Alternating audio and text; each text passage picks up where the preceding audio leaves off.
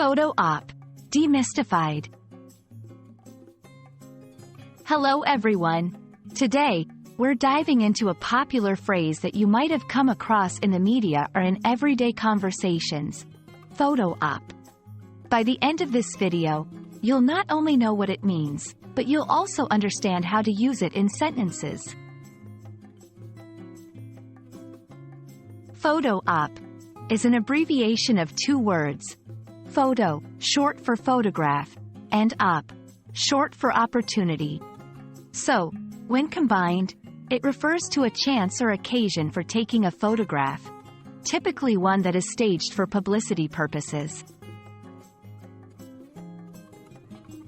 Photo op is often used in the context of politics, celebrities, or any public events where individuals want to be seen in a certain light or want to convey a particular message.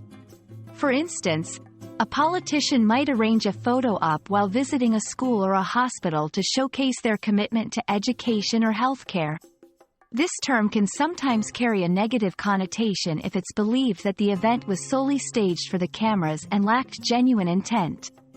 So, when you hear someone say, "That was just a photo op," they might be suggesting that the event was more about creating a certain image than about genuine engagement. To understand it better, let's look at some sentences. 1. The president's visit to the disaster-stricken area was not just a photo op. He pledged significant aid to the victims. 2. Many celebrities attend charity events, but sometimes it's hard to tell if it's out of genuine concern or just for a photo op. 3. The mayor organized a photo op with the city's sanitation workers to showcase the importance of their work. So, there you have it. The term photo op is a fascinating blend of media, perception, and image creation.